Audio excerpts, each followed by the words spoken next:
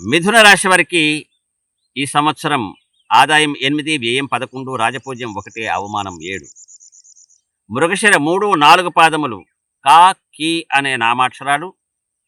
వీళ్ళకి కందాయ ఫలితాలు 0, 0, 1. ఆరుద్ర 4 పాదాలు ఇందులోకి వస్తాయండి. కు, ఘం, జ్ఞ, చ అనే నామాక్షరాలు కలిగినటువంటి వారు కందాయ ఫలితాలు 3, 1, 4. పునర్వసు 1, 2, 3 పాదములు. ఈ 3 పాదాలు కూడా మిథున రాశిలో ఉంటాయి.